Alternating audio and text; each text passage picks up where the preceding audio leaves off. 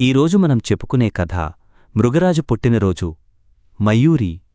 రేపు ఉదయం మన మృగరాజు జన్మదినం.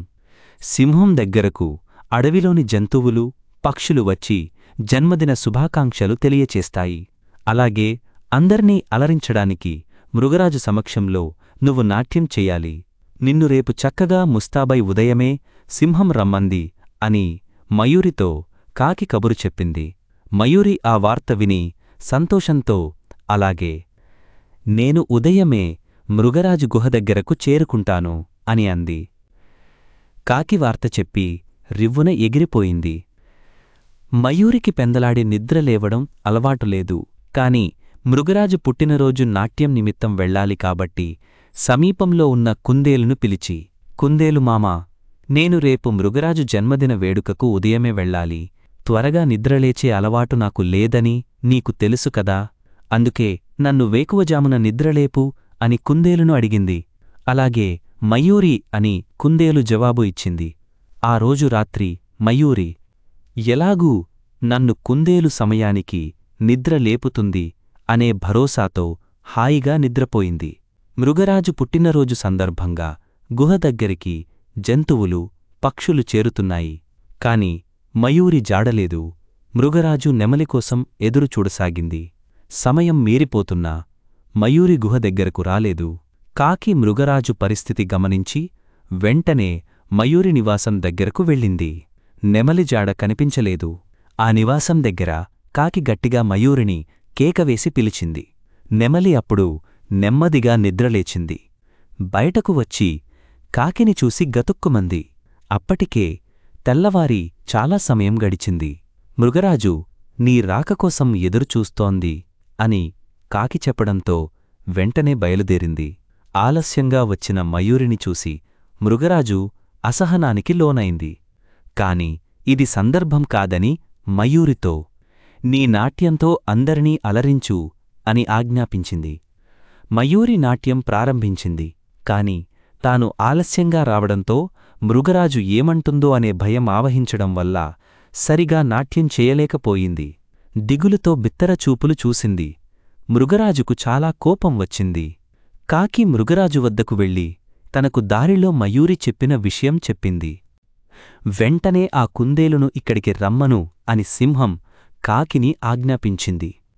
కాకి రివ్వున ఎగిరి కుందేలు దగ్గరికి వెళ్ళింది. ఆ కుందేలు ఇంకా నిద్రలేవలేదు. దాన్ని మేల్కొలిపి మృగరాజు నిన్ను రమ్మన్నారు అని చెప్పి తీసుకెళ్ళింది. మృగరాజు కుందేలుతో మయూరి నిన్ను వేకువజామునే తాను నిద్రలేపమని చెప్పింది కదా, నువ్వు ఎందుకు అలా చేయలేదు అని కాస్త గట్టిగా అడిగింది.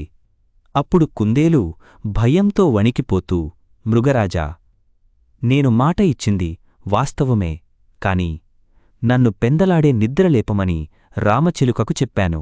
అది నన్ను నిద్రలేపలేదు. అందుకే నేను లేవలేకపోయాను. మయూరిని నిద్రలేపలేకపోయాను అని అంది. మృగరాజు కాకివైపు చూసి వెంటనే రామచిలుకను పిలుచుకునిరా అంది. కాకి రామచిలుకను పిలుచుకుని వచ్చింది. కుందేలు నిన్ను నిద్రలేపమని అడిగింది కదా, ఎందుకు నిద్రలేపలేదు అని మృగరాజు రామచిలుకను అడిగింది. రామచిలుక సైతం భయంతో మృగరాజు నన్ను పెందలాడే నిద్రలేపమని పావురానికి చెప్పాను. అది నన్ను నిద్రలేపలేదు అని అంది. మృగరాజు చెప్పేలోపే కాకి రివ్వున ఎగిరి పావురాన్ని పట్టుకుని వచ్చింది. పావురంతో మృగరాజు నువ్వు రామచిలుకను పెందలాడే నిద్రలేపలేదు, ఎందుకు అని అడిగింది. పావురం మృగరాజా, నేను వేకువజామునే లేచి తెల్లవారింది రామచిలుకను నిద్రలేపమని చెట్టుకొమ్మకు చెప్పాను అని అంది. మృగరాజు అసహనంతో చెట్టుకొమ్మకు చెప్పడం ఏంటి, మతిపోయిందా నీకు అని గట్టిగా గర్జించింది. అప్పుడు పావురం మృగరాజా, ఈ రామచిలుక కొద్ది రోజులుగా నాతో మాట్లాడటం లేదు. అది నా వైపు చూడకుండా కొమ్మ దిక్కుచూస్తూ నన్ను ఉదయం నిద్రలేపమని చెప్పు అని అంది. అందుకే నేను కూడా కొమ్మకే ఉదయం అయిందని చెప్పి రామచిలుకను నిద్రలేపమన్నాను అని అసలు విషయం చెప్పింది. పావురం మాటలు విని మృగరాజు, అక్కడికి వచ్చిన జంతువులు, ఇతర పక్షులు నవ్వాయి. పావురం, రామచిలుక సిగ్గుతో తలదించుకున్నాయి. తాము స్నేహితులమై కూడా ఏదో చిన్న కారణం వల్ల మాట్లాడుకోకపోవడం వల్ల ఇలా జరిగిందని తమలో తాము బాధపడ్డాయి.